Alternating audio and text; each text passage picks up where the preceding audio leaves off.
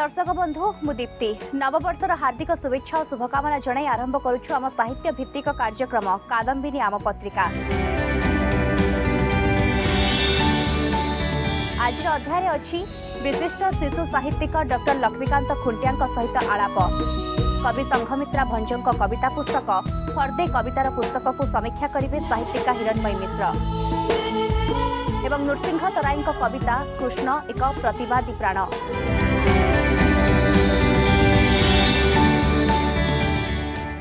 साहित्य रे शिशु मनस्तत्व को विचार करी जो साहित्य रचना करा जाए ताकू शिशु साहित्य कहा जाए एवं डॉक्टर लक्ष्मीकांत खुंटिया आम सारस्वत जगत रे जड़े विशिष्ट शिशु साहित्यिक भाव में बेस प्रतिष्ठित।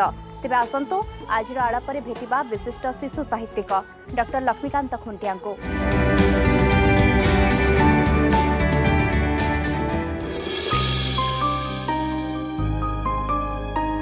1964 मसीहा अक्टोबर मास 3 तारिख पुरी जिला ब्रह्मगिरी छोटपुर ग्राम माता प्रेमलता कोलमंडन करती छोटिया शिशुटीए लक्ष्मीकांत खुंटिया। से दिन से माँ कोल खेलुवा से शिशुटी भविष्य में ओडिया सारस्वत जगत में जड़े प्रतिष्ठित शिशु साहित्यिक भाव परिचित लाभ करती। पिला बेले बापा नृसिंह चरण खुंटिया कठोर अनुशासन शिक्षक मानक पथ प्रदर्शन और पढ़िबार झोंक पाई से आज जड़े शिशु साहित्यिक भाव प्रतिष्ठित हो पारिछन्ते। मो घर पुरी जिला ब्रह्मगिरी थाना अंतर्गत गोटे निपट मफसल गाँव में मो गाँ ना हूँ छोटपुर। ब्रह्मगिरी ठारू 6 किलोमीटर दूर मो गाँ। से गाँव में मुझे जन्म होती 1964 मसीहा अक्टोबर 3 तारिख में। मो बापा जड़े प्राथमिक स्कूल शिक्षक नृसिंह चरण खुंटिया, मोर बो प्रेमलता खुंटिया से जड़े सुगृहिणी। बापांकर कठोर अनुशासन रे मु बढ़ी किंतु मो बापा पिलादिने शिशुलेखा पत्रिका आणती। से शिशुलेखा पत्रिका पढ़ी मो शिशु साहित्य प्रति प्रभावित होईची। शिशु साहित्य लेखिबा पढ़िबा प्रति जो अभ्यास बोध ता मोर बढ़ी से शिशुलेखा पढ़ारू। 1976 मसीह जितेबाला मो अष्टम श्रेणी रे ब्रह्मगिरी हाईस्कूल पाठ पढ़ी से बहु भल भल शिक्षक सहचर्य मु पाइली एवं सेठारे मोर आखि फिटिगला कहले चले। तार अर्थ होची मु एते भल भल शिक्षक को पाइली से मानकर प्रभाव मो परे बहुत पड़िला। अब सेठी मु बहुत पत्रिका किनिबा पाइली। आम बेले पत्रिका गोटे टंका थिला। सोना पिला, कुआतारा, कुनीराज, टिकी दुनिया, शिशु मेला क्रमागत भाव में एमती मो अनेक पत्रिका किनी। टुकुमुसी, मन पवन टंकाटे तो किंतु टंकाटे मो पाई बहुत कष्ट। मु टंकाटे आने केमिति बापा जो खर्च करने को दियंती 10-10 पैसा मु संचय करे। से 10 पैसा लेखे रखी जो टंकाटे हो जाए मु बाजार को जाए गोटे पत्रिका नहीं आसे। यही भाव में मोर पत्रिका पढ़ा झुंकरू ही मोर साहित्य प्रति मन बढ़ला। जो पत्रिका सब बाहर मन पवन, बारमजा से सब शिशु महलर प्रतियोगिता थाए। शिशु साथी मैंने प्रतियोगितार भाग नेबे, मु से भाग निए। नामहीन गप, गीत दिय ये सब प्रतियोगितार भाग निए। लेखा दिए, लेखा बाहरेनी। ये हूँ विडंबना। जानीपारे कहीं बाहरेनी। तेरे पुणी लेखक होबार गोटे मोह जागिला। आमर अष्टम श्रेणी रे गोटे 3 ब्लाइंड मदर्स गोटे इंग्लिश विषय थिला। तार ओडिया अनुवाद अविकल लिखिदेली बहिरू ताकू मो ना लिखि पठेदेली। काले मु बाहर जो मो ना छपा हेबो मु लेखक होइजिबी। ये जो मोह से मोह ही मते परवर्त समय आउरी अधिका पढ़िबा पई साहस देला, आउरी अधिक जानिबा पई सुजोग देला। तापरे मु पढ़िली। शिशु साहित्य पाद थापिबा पूर्व प्रभु जगन्नाथଙ୍କ दाढ़ता भक्तिर एक विषयटी को लेखि साहित्य जगत में प्रवेश करती डॉक्टर लक्ष्मीकांत खुंटिया। बानर सेना प्रभु रामचंद्र को लंका पहुंचाइबा भली बानर सेना नामक एक शिशु पत्रिका लक्ष्मीकांत खुंटिया को शिशु साहित्य जगत में पहुंचाई पारिथिला। तापर मु कॉलेज आसिली। कॉलेज 4 वर्ष पुरी कॉलेज रे सामंत चंद्र शेखर महाविद्यालय पढ़िली। तापर 2 वर्ष संस्कृत विश्वविद्यालय श्री जगन्नाथ संस्कृत विश्वविद्यालय मु एम ए पढ़ी एम ए पढ़ला मोर चाकरी जीवन आरंभ है।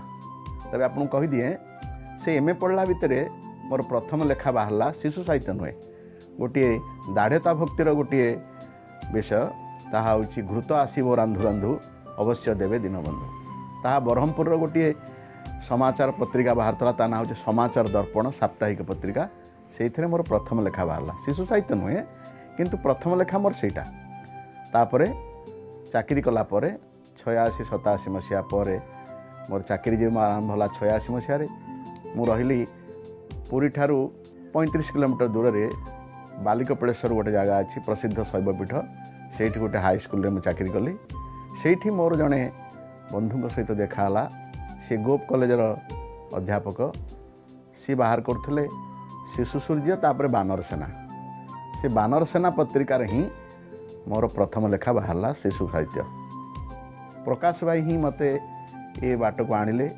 एवं मते सुजोग देले सफलतार सीढ़ी चढ़ाई समस्त मार्ग से देखईदेले। शिशु साहित्य रचना करू करू 1996 मसीह गुरु पूर्णचंद्र मिश्र तत्वावधान शिशु साहित्यर गवेषण मनोनिवेश करती एवं 2000 मसीह गवेषणा समाप्त करी से शिशु साहित्यक लक्ष्मीकांत खुंटियारू हो जाती शिशु साहित्यक डॉक्टर लक्ष्मीकांत खुंटिया एवं गुरु पूर्णचंद्र मिश्र एक बाणी को से जीवनर व्रत रूपे मानि नियंती।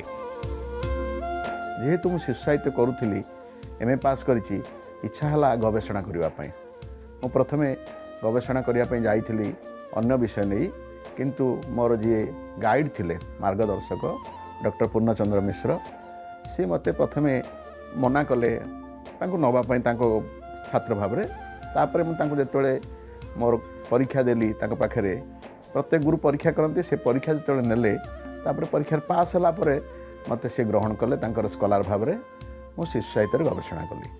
शिशु साहित्य मोर गवेषणा आरंभ है 1996 2000 मोर शिशु साहित्य मु ब्रह्मपुर विश्वविद्यालय डॉक्टरेट लाभ कली एवं तापरे से जो दिन मोर थिला मौखिक परीक्षा भाइबा टेस्ट 2 जन आसते प्राध्यापक जड़े शांतिनिकेतन प्रोफेसर नीलाद्रिभूषण हरिचंदन आउ रांची विश्वविद्यालय आसते प्रोफेसर प्रसन्न प्रधान एवं मोर गाइड डॉक्टर पूर्णचंद्र मिश्र परीक्षा सरला मते आवर्डेड करागला डॉक्टरेट भाव में घोषणा करागला मु डॉक्टरेट पाइली कार को आसला बेले सूर्य अस्त हो जाउछंती ब्रह्मपुर विश्वविद्यालय से प्रांगण में सार विदाय देला बेले मुंडिया मारला बेले सार कहले सरिला काम किंतु काम सरीनी काम एठू आरंभ होला गोटे कथा मन रखिब केवल शिशु साहित्य ही रहिबो अन्य किछि करिबो नाही। ई जो गुरुवाक्य सेटा को मानिली एवं शिशु साहित्य जेभली काम करा जाई नाही आउ किछि कौन कौन काम करा जिवो शिशु साहित्य किभली भल भल गवेषणा करा जिवो से सब थे बेसी मन देली अधिकरू अधिक बही पढ़िली अधिकरू अधिक लेखा संग्रह कली एवं अन्यान्य लेखक लेखा को पढ़िली बड़ मान लेखा को पढ़ली मो समसामयिक लेखक मान लेखा को पढ़िली एवं यही भाव में पढ़ी मु आहरी आगेवा चेष्टा कली। आपण शिशु साहित्य लिखा गले कौ वर्गर बा कौ बयसर पिलापाई लिखा जाऊँ आगे जाना दरकार। समस्ते भावती शिशु साहित्य सहज जमा शिशु साहित्य सहज नहीं तार कारण हूँ आप जानवे मु 5 वर्षर पिला को जहाँ कहि 15 वर्षर पिला ताहा कहले से बुझिबनी मु टिकी छुआ टिकी जहाँ कहि 12 वर्षर पुओ को से कहले से बुझिबनी 12 वर्षर पिला जो भाषा दरकार 6 वर्षर पिला अलग भाषा 12 वर्ष जो चित्र दरकार यापाई अलग दरकार। तेणु शिशु साहित्य लिखा गला बेले आमको शिशुर मनस्तत्व को भल भाव में बुझा पड़ो शिशु मनस्तत्व को गभीर भाव में अनुध्यान कले ही आपण जड़े सफल शिशु साहित्यिक हेबे।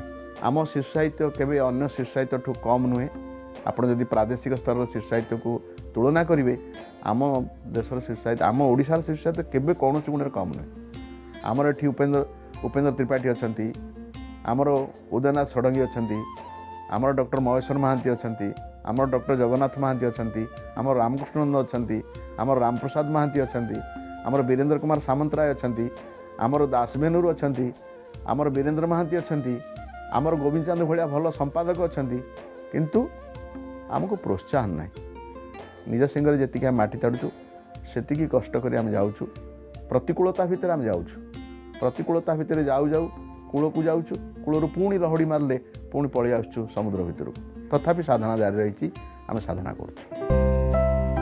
डॉक्टर लक्ष्मीकांत खुंटिया गांधी कहानी भारतर स्वाधीनता संग्रामी व्याप्ति और वैचित्र्य छुक छुक चले रेलगाड़ी आम दिवस स्रष्टा मानस साहित्य क्विज महान संग्रामी सुरेंद्रनाथ द्विवेदी बंका पोल आम राज्य आम राजधानी आम देश आम राजधानी नव उत्कलर निर्माता आदि शिशु साहित्य पुस्तक आम शिशु साहित्य जगतर गौरव अटे।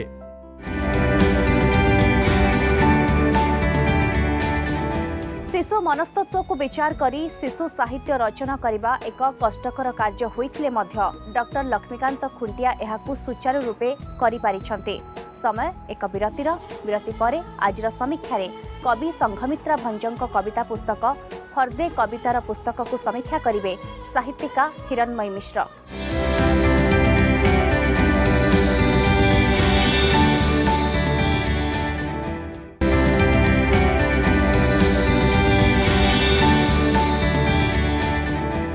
विरति परे स्वागत। एबे आजिर समीक्षा कवि संघमित्रा भंजଙ୍କ कविता पुस्तक फर्दे कवितार पुस्तक को समीक्षा करिवे साहित्यिका हिरणमयी मिश्र। रमादेवी महिला विश्वविद्यालय ओडिया स्नातकोत्तर विभाग अध्यापिका डॉक्टर संघमित्रा भंजଙ୍କର कविता पुस्तक मो हाथ में आज फर्दे कवितार पृथ्वी। फर्दे कवितार पृथ्वी तांकर द्वितीय कविता संकलन शब्द उत्तरण परे परे फर्दे कवितार पृथ्वी जमती आप नाँ जानीपारुंट सेमती कवि जीवन संघमित्रा उत्तरण कविता संकलन फर्दे कवितार पृथ्वी। ए कविता संकलन में अच्छी समुदाय 55टी कविता 120 पृष्ठार यह संकलन को प्रकाश करिसेंती साक्य पब्लिकेशन एवं ए वर्षर बही संघमित्रा द्वितीय कविता संकलन व्यतीत रही अनेक गुड़िए क्रिटिसिजम पुस्तक बा समीक्षा पुस्तक। एवं निकटरे तांकर सुनो माधव बोली तांकर गोटे सुंदर कविता पुस्तक उन्मोचन होती जहाँकि से बहीटी जहाँकि अनुदित कविता पुस्तक एवं अनुदित कविता पुस्तक सहित मौलिक कविता रचना करिबारे संघमित्रा खूब सिद्धहस्त। तांकर फर्दे कवितार पृथ्वी पढ़िले आपण माने जानि परिबे रहितिबा 55टी कविता भितरु अनेक गुड़िए कविता नारी जीवनर कथा। संघमित्रा कवितार गोटे बड़ कथा होची तांकर शब्द संयोजना एते सहज आउ सरल भाव से कविता को कहउचंती जेमती जहाँकि कविता को बुझु नथिबा पाठक भी कविता बुझी पारिबे। आजिकाली जेमती अनेक समय उत्तर आधुनिक कवि मानक भितरे गोटे दुर्बोध्य कवितार समालोचना देखा मिले जना पड़े समस्ते कहते जे कविता धीरे धीरे जनजीवन ठारू दूरेई जाउची एवं साधारण लोक से कविता पढ़िबार आग्रह हरई बसुचंती।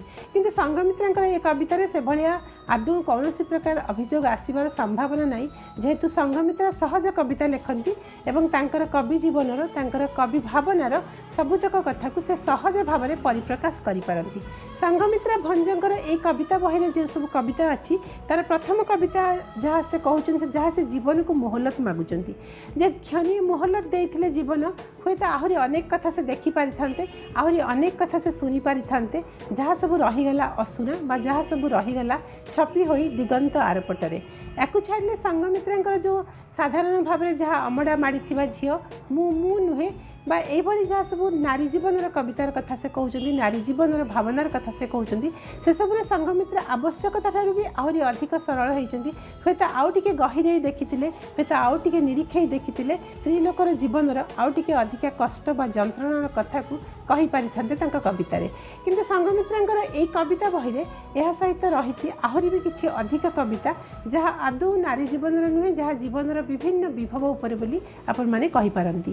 संघमित्रा भंजଙ୍କର ये कविता पुस्तक निश्चित भाव में पाठकीय आदृति पाइब जेहेतु यह सरल सहज और छोट कथाटी को सीधा सड़क भाव में प्रत्यक्ष भाव में से कवितार रूप देउचंती।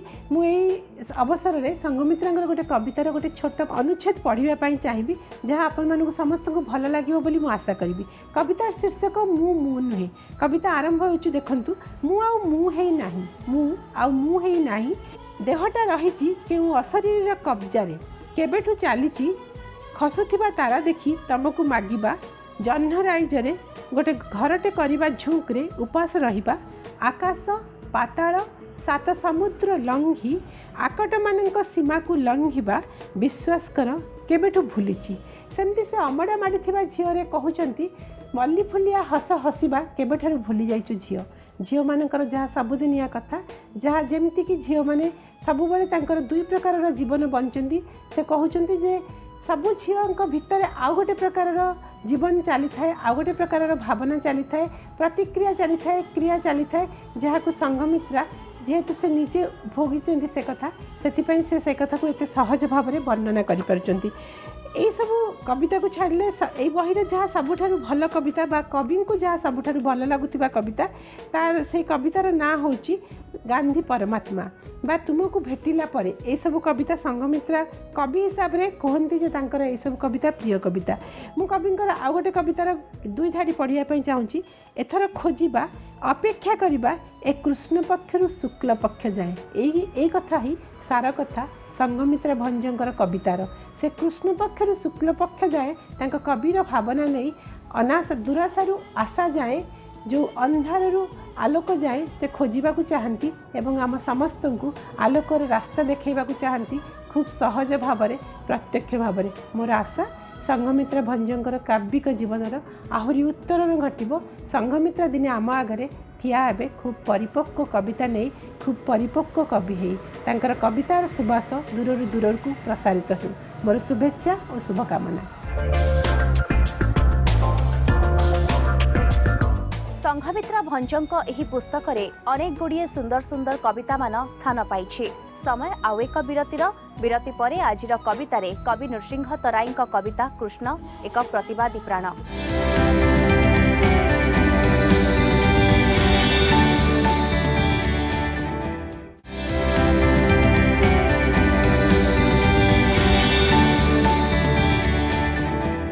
विरति परे पुणी थरे स्वागत। एबे आजिर कवितारे कवि नृसिंह तराईଙ୍କ कविता कृष्ण एक प्रतिवादी प्राण।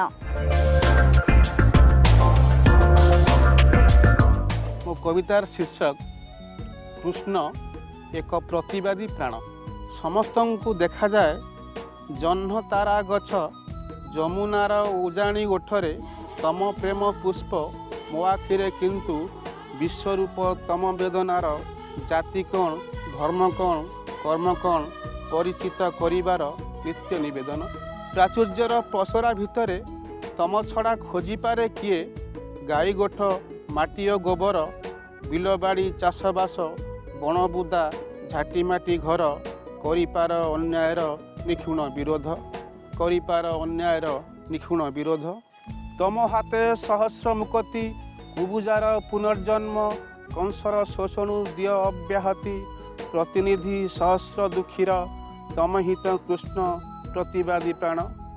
निमिषके पाई होइपार प्रभुटिए चिरकाल दरदी मनीष गौड़ घड़र पुओ दूत केबे दानी केबे रसिक नागर। झड़रू वर्षारू भोकरू दुखरू कटाळ कलिरू महाविपदरू तम एका सकल भरोसा मो संचित आशा। प्रभु बोली कहिपारे आत्मसंतुष्टि शुण जणु मो भाव दुख ओ जंत्रणा भाई परी सांग परी पिता परी प्रेमी परी भाई परी सांग परी पिता परी प्रेमी परी काली ओ अवधि प्रतिवादी प्रवाद प्रतिमा। ए कविताटी मोर तृतीय कविता संकलन अंधार आर पाखु मुझे। कवितार शीर्षक हूँ कृष्ण एक प्रतिवादी प्राण। समस्ते प्राय कृष्ण को जड़े रसिक पुरुष एवं भगवान बोली चित्रण करती जड़े असाधारण व्यक्ति भाव समस्ते चित्रण करती किंतु मुझे चेष्टा करी जड़े साधारण लोक हिसाब से चित्रण करने साधारण लोक हो से लोक मानकर दुख दुर्दशा एवं से अभाव असुविधा समय आसिकी पाखे आसी पहुँचती एवं समस्त को से निजर भली भाविचंती एवं से दुख दुर्दशारे से पाखे पहुँचती। तेणु साधारण मनीष हिसाब से गाई गोठ माटी गोबर बिलबाड़ी चाष सहित जड़ित एवं से लोक मानकर दुख दुर्दशा को दूरीभूत करने से केतेबेले बकासुर केतेबेले पूतना एवं केतेबेले कंस भली दुष्ट लोक को संहार करिसेंती एवं सबुबले साधारण लोक सहित से रही। तेणु सी जड़े साधारण लोक एवं साधारण लोक सहित रही साधारण लोक को विभिन्न प्रकार दुख दुर्दशारू पार करिसेंती। मोर यही कवितार यह ही कहबार मूल उद्देश्य। एठारे कवि कृष्ण को जड़े प्रतिवादी पुरुष रूप में वर्णना करिसेंते। दर्शक बंधु आज तो समय हो गलानी, तेणु कादम्बिनी परिवार तरफ पुणी थरे नववर्षर हार्दिक शुभेच्छा और शुभकामना सह कार्यक्रम को ये रखुचु। पुणी देखा आगामी अध्याय। विदाय दिंतु। नमस्कार।